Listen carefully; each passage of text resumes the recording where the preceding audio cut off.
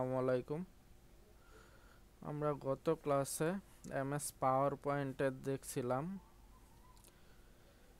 কিভাবে নতুন স্লাইড নেওয়া হয় বা নতুন স্লাইডে কিভাবে লিখতে হয়, তারপরে স্লাইডগুলো কিভাবে চেঞ্জ করতে হয়।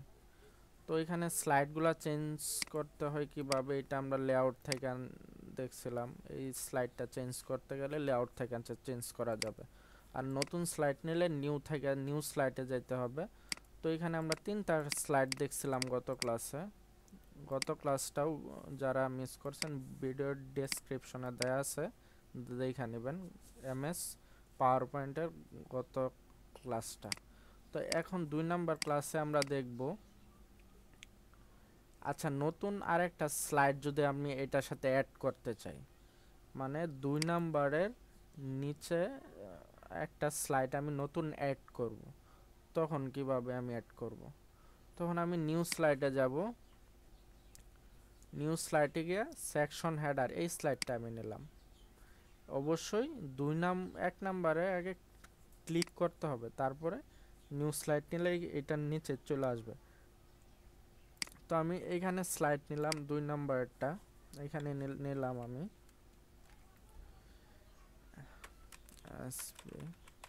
Computer class.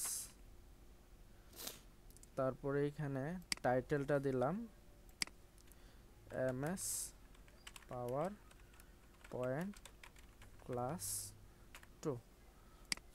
এই লেখাটা আমি উপরে শেপটা উপরে তুলে দিলাম, আর লেখাটা মাঝখানে আনার জন্য সেন্টার করে দিলাম।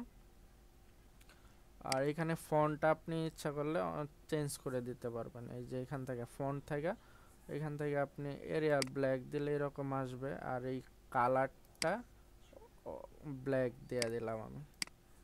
আচ্ছা এটা আমি শেপটা এরকম হালকা করে দিলাম, ছোট করে দিলাম শেপটা, এটা আমি উপরে দিয়ে দিলাম।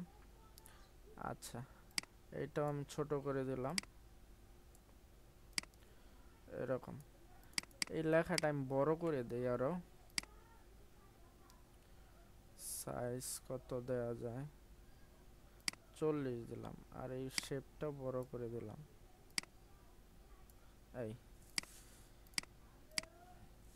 এখন আমি শেপের ব্যাকগ্রাউন্ড চেঞ্জ করে দেব। শেপের ব্যাকগ্রাউন্ড চেঞ্জ করলে ফরম্যাটে যেতে হবে, এই যে এখানে শেপ স্টাইল আছে, শেপ স্টাইলে আমি চেঞ্জ করে দিতে পারবো। তারপরে এটারও আমি চেঞ্জ করে দিলাম, লেখাটা মাঝখানে আনার জন্য হোমে গিয়ে সেন্টার করে দিলাম, মাঝখানে থাকবে লেখা একদম মাঝে। তারপরে ফরম্যাটে আর কি কাজ দেখা যায়, যেমন shape fill colour. Shape fill colour আমরা দেখছি গত ক্লাসে, এইভাবে কালার দেওয়া যাবে। যদি আমি আউটলাইন দিতে চাই, যে এখান থেকে আউটলাইন দেওয়া যাবে। ওয়েট, এটা আমি মোটা করে দিলাম যাতে শো করে পরবর্তীতে। এখানে ডেজেস করে দিলে যে এরকম হয়ে যাবে ডট ডট, এই যে এরকম আউটলাইনটা, বা আউটলাইনের কালারও দেওয়া যাবে। আউটলাইনে গিয়া আচ্ছা এখানে আউটলাইনের কালার দেওয়া যাবে এরকম। এইটারও দিই আউটলাইন, হোয়াইটটাকে মোটা করে দিলাম, এই স্টাইলে দিলাম, এই এরকম আউটলাইন থাকবে। তো আবার 1 নাম্বার চলে গেলাম, এই লেখাটা আমি ফন্ট চেঞ্জ করে দেব। এটা যদি আমি টাইমস নিউ রোমান রাখি, ফন্টটা এরকম ভাবে থাকবে, বড় করে দিলাম, গ্রো ফন্ট, লেখাটা বড় হবে। এটা নিচে আমি অনেক জায়গা আছে, নিচের জায়গাটা আমি এরকম ভাবে ভরাট করে দিলাম। আর এই লেখাটার কালার আমি ব্ল্যাক করে দিলাম, বোল্ড করে দিলাম, একটু বড় করে দিলাম। এইটাও আমি বোল্ড করে দিলাম, সিলেক্ট করে বোল্ড। লেখাটা এরকম ভাবে আসবে। তো এখন কথা হচ্ছে, এইটা আমি ডেস্কটপে সেভ করব, মানে আগে যেখানে সেভ করা আছে আমি জানি না, আমি আবার নতুন করে সেভ করব ডেস্কটপে। তখন ফাইলে যাইতে হবে, তারপরে সেভ অ্যাজ এ ক্লিক করতে হবে, ব্রাউজ, তারপরে এখান থেকে সেভে যেতে হবে। সেভ তো গেছি, এখন আমি এই বাম দিক থেকে ডেস্কটপ সিলেক্ট করতে হবে, ডেস্কটপ সিলেক্ট করে সেভ ক্লিক করলাম, ডকুমেন্টটা ক্লোজ করে দিলাম।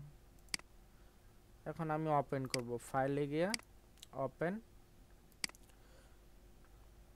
আচ্ছা, এই যে এখানে মাই কম্পিউটার সিলেক্ট করে ব্রাউজার ক্লিক করতে হবে, তারপর ডেস্কটপ। এই যে এখানে এসপি কম্পিউটার ক্লাস, এখানে ক্লিক করে ওপেন দিলেও হবে অথবা ডবল ক্লিক করলে ওপেন হবে। এই আমার ডেস্কটপে এটা আমি সেভ করে দিলাম এই ডকুমেন্টটা। তো এখন এই ডকুমেন্টে আমি কিভাবে ডিজাইন অ্যাড করব, ডকুমেন্টে কিভাবে ডিজাইন অ্যাড করব, বা এখান থেকে আমি আরেকটা স্লাইড নেই, নিউ স্লাইড নিলাম। তো এখানে আমি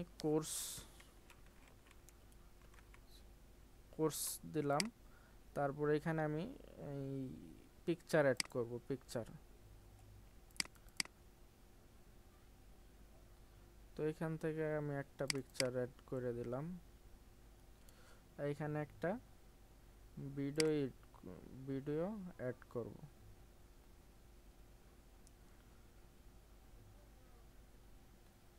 তো ইউটিউবে গেলাম,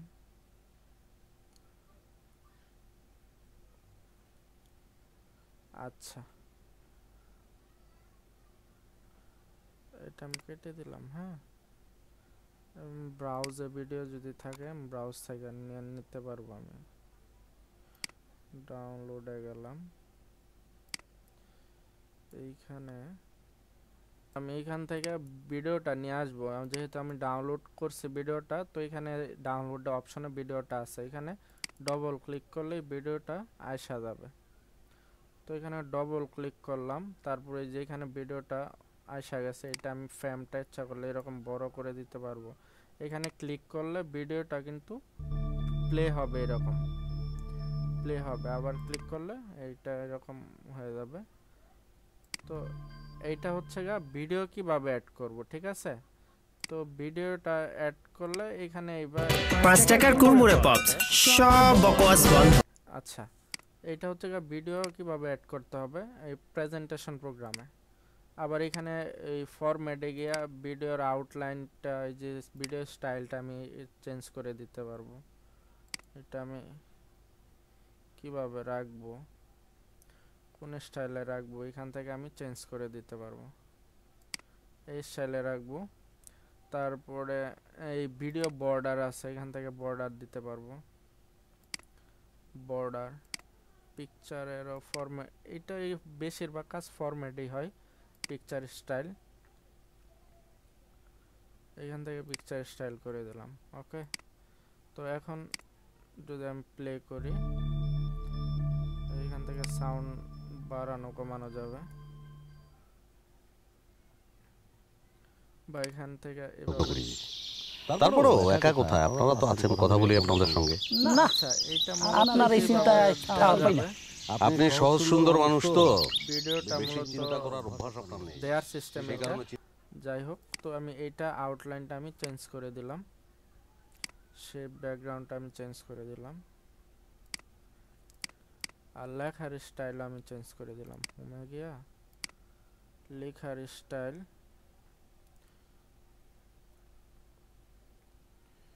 বার্লিন সন্স, এটা এরকম দিয়ে দিলাম, লেখা বড় করে দিলাম। ওকে, তো এখন আমি এটার মধ্যে ডিজাইন অ্যাড করব। 1 নাম্বার এটা গেলাম ডিজাইন। তো এখান থেকে প্রয়োজনীয় ডিজাইন যেটা আমার সিলেক্ট হবে, মনে করেন এইটা আমি নিব, বা এখান থেকে এইটা নিব। তো রাইট বাটনে ক্লিক করে অ্যাপ্লাই টু সিলেক্ট স্লাইড। যদি সরাসরি ক্লিক করি তাহলেই হবে, কিন্তু সরাসরি ক্লিক করলে অল স্লাইডগুলি একই ডিজাইন হয়ে যাবে, প্রথম যে ডিজাইন দেবেন এইটাই হয়ে যাবে। এই জন্য যখন ডিজাইন সিলেক্ট করবেন তখন মাউসের রাইট বাটনে ক্লিক করে অ্যাপ্লাই টু সিলেক্ট স্লাইড দিবেন, তখন ওই যে স্লাইডটা সিলেক্ট করা ওই স্লাইডটি ডিজাইন হবে এরকম। তো 2 নাম্বার এটা আমরা ডিজাইন দিলাম, রাইট বাটনে ক্লিক করে অ্যাপ্লাই টু সিলেক্ট স্লাইড। 3 নম্বরে right button apply to select slide 4 number, right button apply to select slide 5 number এইটা দিলাম, right button apply to select slide.